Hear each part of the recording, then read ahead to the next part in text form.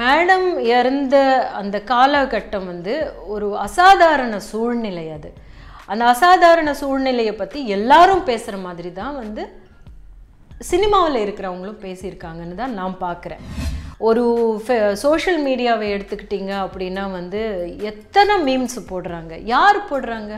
மாட்டிறைச்சி சாப்பிட்டா இல்லை மாட்டிறைச்சி வச்சுருக்காங்கன்ற ஒரு அனுமானம் இருந்தாலே அவங்கள கொலை பண்ணுறது, இதெல்லாம் என்ன காட்டு மிராண்டித்தனமான ஒரு நாட்டில் நடக்கிற மாதிரியான ஒரு விஷயங்கள். ஒரு லாயர் கருத்து சொல்லலாம், டீச்சர் கருத்து சொல்லலாம், டாக்டர்ஸு கருத்து சொல்லலாம், ஒரு ஆக்டர் கருத்து சொல்லக்கூடாதா?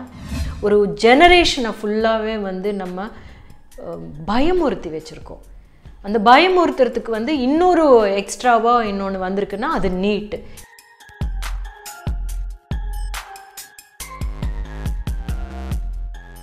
ஜெயலலிதா மறைவுக்கு அப்புறமா நடிகர்கள் அதிகமா தங்களோட கருத்துக்களை வெளிப்படுத்தி வர்றதை பத்தி சொல்லுங்க. மேடம் இறந்த அந்த காலகட்டம் வந்து ஒரு அசாதாரண சூழ்நிலை அது. அந்த அசாதாரண சூழ்நிலையை பற்றி எல்லாரும் பேசுகிற மாதிரி தான் வந்து சினிமாவில் இருக்கிறவங்களும் பேசியிருக்காங்கன்னு தான் நான் பார்க்குறேன். ஒரு சோஷியல் மீடியாவை எடுத்துக்கிட்டிங்க அப்படின்னா வந்து எத்தனை மீம்ஸ் போடுறாங்க. யார் போடுறாங்க? இல்லை எத்தனை துணுக்காக வந்து இதை பற்றி ஒரு விமர்சனமாகவும் ஒரு ஏளனமாகவும் ஒரு இதுவாகவும் வைக்கிறாங்க. ஆனால் அவங்கள கவனிக்கிறதே கிடையாது. ஏன் கருத்து அவங்க மட்டும் ஏன் கருத்து சொல்கிறதுலேருந்து விதிவிலக்கு அளிக்கணும்? நம்ம ஒரு லாயர் கருத்து சொல்லலாம், டீச்சர் கருத்து சொல்லலாம், ஜேர்னலிஸ்ட் கருத்து சொல்லலாம், டாக்டர்ஸு கருத்து சொல்லலாம், ஒரு ஆக்டர் கருத்து சொல்லக்கூடாதா? நம்மளும் அதோட சிட்டிசன்ஸ் தானே. We are citizens of the same society தானே. அப்போ இவங்க சொன்னால் மட்டும் ஏன் நீங்கள் ஏன் பேசுகிறீங்க அப்படின்னு, உங்கள் வேலை பார்த்துட்டு போயிடுங்க அப்படின்னா அப்போது மற்றவங்க எல்லாருமே சும்மா இருக்காங்களா? அப்படி இல்லையே. தமிழகத்துக்கு ஹிந்தி அவசியமா? தமிழகத்துக்கு மட்டுமே இல்லையா, வேறு எந்த மாநிலத்துக்கும் வந்து அந்த மாநிலத்துக்கான மொழி வாரியாக தானே பிரித்தாங்க. அப்போவே எதுக்கு பிரிக்கணும்? மொழி வாரியாக பிரிக்கவே வேண்டாமே. இந்தியா ஹிந்துஸ்தான் வச்சிருக்கலாமே. அப்போவே அது பண்ணவே இல்லையே. ஏன்னா அப்போ வந்து சரியான தலைவர்கள் இருந்தாங்க நமக்கு. அந்த சரியான தலைவர்கள் என்ன யோசித்து வச்சாங்கன்னா, இந்தந்த மொழி பேசுகிறவங்க அந்தந்த இடத்துக்கான விஷயங்களை புரிஞ்சுக்கிட்டு அவங்க டெவலப் ஆவாங்க, நம்ம வந்து எல்லாத்தையும் கூடி அணைச்சிக்கிட்டு கொண்டு போகலாம் அப்படின்ற ஒரு புரிதல் இருந்ததுனால அப்படி போனாங்க இல்லையா. இப்போ மொழி வாரியாக பிரித்த விஷயத்தை இவங்க தப்புன்னு சொல்கிறாங்களா? அப்படின்னா இப்போ நீங்கள் செஞ்சதெல்லாம் தப்பு, மகாத்மா காந்தியோ இல்லை நேருவோ இல்லை இவங்க செஞ்சதெல்லாம் நீங்கள் செஞ்சதெல்லாம் தப்பு, நாங்கள் வந்து ஹிந்தி தான் ஒரே மொழி அப்படின்னு சொல்கிறாங்களா? சூப்பர் ஸ்டிஷன்ஸ் பற்றி பேசுனா அவங்கள கொலை பண்ணுறது, கல்புர்கியை கொலை பண்ண மாதிரியே அவங்கள எல்லாரையும் கொலை பண்ணுறது, இல்லைன்னா வந்து மாட்டிறைச்சி சாப்பிட்டா இல்லை மாட்டிறைச்சி வச்சுருக்காங்கன்ற ஒரு அனுமானம் இருந்தாலே அவங்கள கொலை பண்ணுறது, இதெல்லாம் என்ன காட்டு மிராண்டித்தனமான ஒரு நாட்டில் நடக்கிற மாதிரியான ஒரு விஷயங்கள். அது சரியான ஒரு போக்கே கிடையாது. அவங்களுடைய உணவு என்னன்னு தீர்மானிக்கிறது அந்த மனிதருக்கான அந்த சூழ்நிலைக்கான விஷயம் தேர்ந்தெடுக்கிறது தான். இப்போ வந்து கேரளாவில் போயிட்டு நீங்கள் பீஃப் சாப்பிடாதீங்கன்னு இவங்க சொல்ல முடியுமா? பீஃப் தான் அங்கே என்ன காமெடியாக இருக்குது. அதையே இங்கே மட்டும் சொல்கிறாங்க. அப்போ எங்கே எடுப்படுதோ அங்கே வந்து சொல்லணும் அப்படின்ற மாதிரி. அரசியலுக்கு நடிகர்கள் தேவைப்படுறாங்களா? அது இருக்கிறதுக்கு சான்ஸ் இருக்குங்க. ஏன்னா ஒரு பாப்புலாரிட்டி வந்துச்சுன்னா அதனால வந்து மக்கள் நமக்காக போட்டு போடுவாங்க அப்படின்னு சொல்லிட்டு நினைக்கிறதுக்கு சான்ஸ் இருக்கு இல்லையா. அது தொட்டு நம்ம பார்த்துக்கிட்டு இருக்கிற ஒரு விஷயம் தானே.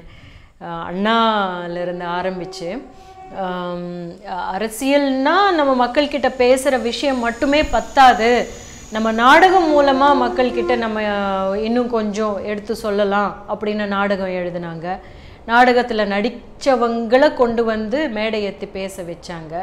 மேடை ஏற்றி பேசினதோடு இல்லாமல் அவங்களுக்கு வந்து பார்ட்டியில் பொறுப்பு கொடுத்தாங்க. அது அப்படியே வளர்ந்து வந்துருச்சு அப்படின்றது.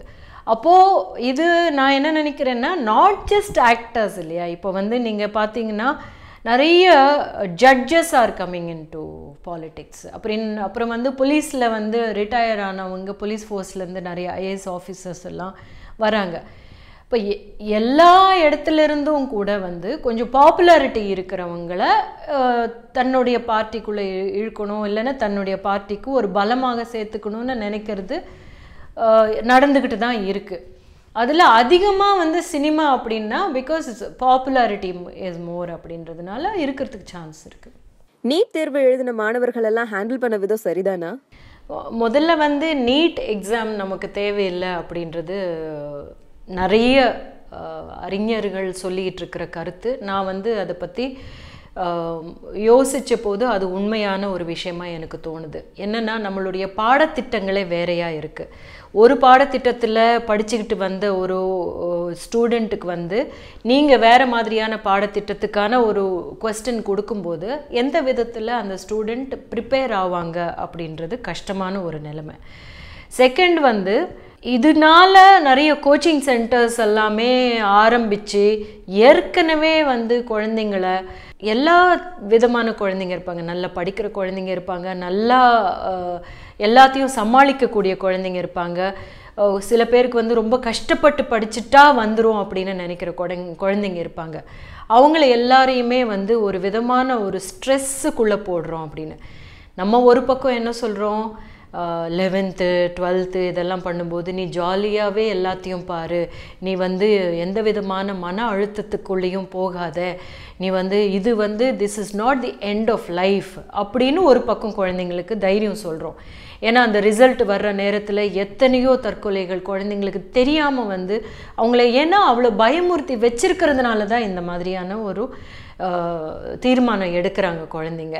அப்படின்ற போது நம்ம எந்த அளவுக்கு பயமுறுத்தி வச்சுருக்கோன்னு யோசிச்சு பாருங்கள். நீ படித்தாதான் உனக்கு சரியாக இருக்கும், நீ இப்படி படித்தாதான், நீ அப்படி படித்தாதான், இப்படி மார்க் வாங்கினாதான், அப்படி இப்படின்னு சொல்லிட்டு இதில் வந்து நீட் வேற கொண்டு வந்துட்டு அதுக்கு சரிசமமான ஒரு கற்றலுக்கான ஒரு எதுவுமே கொடுக்காம, அவங்களுக்கு அந்த வாய்ப்பு கொடுக்காம நீ வந்து அங்கே போய் எழுது அப்படின்னு சொன்னால் எப்படி இருக்கும்? அது சரியான ஒரு முறையும் கிடையாது. நம்ம ஒரு ஒரு இளைய சமுதாயத்தையே வந்து யோசித்து பார்த்திங்கன்னா, ஒரு 14-15 இயர்ஸ் ஓல்டாக இருக்கிற 16 இயர்ஸ் ஓல்டாக இருக்கிற ஒரு ஜெனரேஷனை ஃபுல்லாகவே வந்து நம்ம பயமுறுத்தி வச்சுருக்கோம்.